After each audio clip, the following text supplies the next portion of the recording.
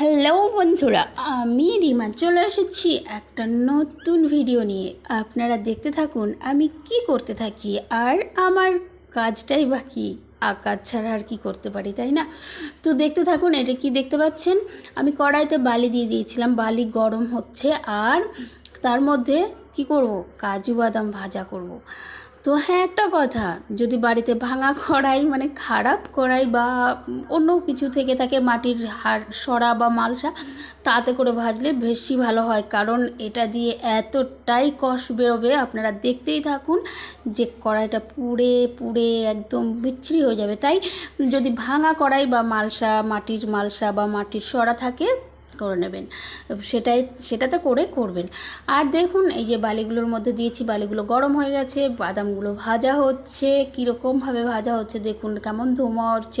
এই ধোঁয়াটা কিসের বলুন তো? এটা হচ্ছে, এটা থেকে এত পরিমাণ কষ বেরোয় যে সেটা পুড়ছে আর ধোঁয়া হচ্ছে। আর এটা যদি উনানে পুড়িয়ে খাওয়া যায় না, বেশি ভালো হয়, কারণ উনানে পুড়লে কষটা পুরো পুড়ে যায়, আর এটা বালির মধ্যে কষটা যাচ্ছে, এবং পুরো বালিটা ভিজে যাবে, পুরো ভিজে যাবে বা ভিজে গেছে। এই দেখুন কেমন হয়েছে, বালিটা পুরো শুকনো বালি ছিল, বাট এখন বালিটার চেহারাটা আপনারা দেখতেই পাচ্ছেন যে এটা থেকে কি পরিমাণ ওই বাদাম বীজের কষগুলো বেরিয়েছে। তো এইরকমভাবে নেড়ে চেড়ে দেখুন বালিগুলোর অবস্থা কি হয়েছে দেখতে পাচ্ছেন তো। তো এইভাবে ভাজা করলাম আমি, কাজু বাদাম ভাজা করলাম। তো আপনারাও করে খেতে পারেন, কিন্তু আমি বলছি খুব ভালো লাগে কাজু বাদাম ভাজা বা পুড়িয়ে খেতে, খুবই ভালো লাগে, কারণ আমরা ছোটোবেলায় উনুনে পুড়িয়ে খেয়েছি, আমার মা ভেজে দিয়েছে দেখেছি, সেরকমভাবে আমি ভাজার চেষ্টা করছি। আমি এর আগে কখনো ভাজিনি, বাট আজকে চেষ্টা করছি ভাজার।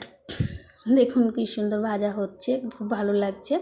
তো ভাজা প্রায় শেষের মুখে, কারণ এটা দেখতেই পাচ্ছেন বেশ কালো কালো হয়ে গেছে, আর ভিতরটা ভাজা হয়ে যাবে।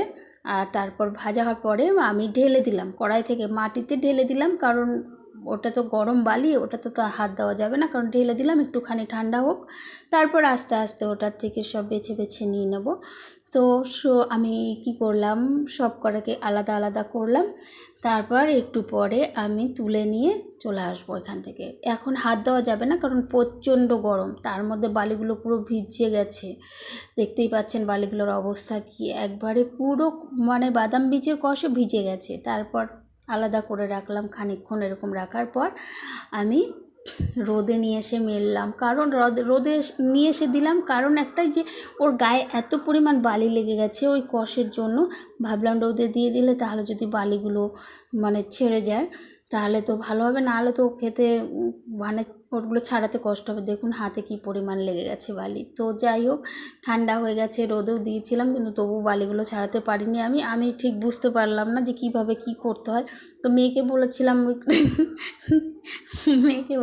একটাখানি ফাটিয়ে দেখ। তো মেয়ে হাতুড়ি পায়নি আর কিছু পায়নি, একটা খাটারি বা দা নিয়ে এসে সেটা দিয়ে এমন ছিঁচলো যে পুরো গুঁড়ো গুঁড়ো হয়ে গেল। তো সবাই মিলে আমরা তখন এবারে চেষ্টা করছি কিভাবে ওটা থেকে কাজুটাকে বের করা যায়।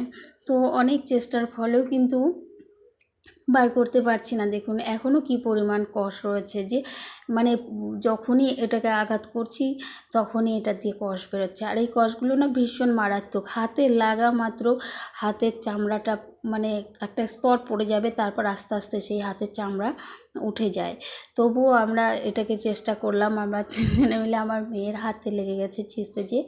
তো যাই হোক, ছেঁচাছেঁচি করতে করতে অনেক কষ্টের ফলে মানে ছাড়াতে কিছুতেই পারছি না। আপনারা বলুন তো এটা কীভাবে ছাড়ানো যায়? যদি আপনাদের কোনো পদ্ধতি জানা থাকে তো বলবেন, কারণ আমি চেষ্টা করছি, তো পারলাম না, তবুও চেষ্টা করছি, কারণ খেতে তো হবে, জিনিসটা ভেজেছি তো খেতে তো হবে। তো এইভাবেই আমরা মানে সবাই মিলে ছিঁচে কুটে ভেঙে খাওয়ার চেষ্টা করলাম, আর অনেক কষ্ট করে বের করতে হচ্ছে। আর কিন্তু এটা সহজ পদ্ধতিটা আমার জানা নেই, অনেক কষ্ট করে বের করেছিলাম এই কটা। এই যে দেখতে পাচ্ছেন, মানে এই কটা না, মানে এটা দেখালাম যে এরকমভাবে বের করতে হয়, খেতে খুবই সুস্বাদু, খুবই ভালো লাগে। আর ভিডিওটা কেমন লাগলো একটু বলবেন প্লিজ, আর ভালোবেসে পাশে থাকবেন। আর ভিডিওটা দেখার জন্য অসংখ্য ধন্যবাদ। আর কি থাকবেন তো পাশে। Tata, bye bye, thank you.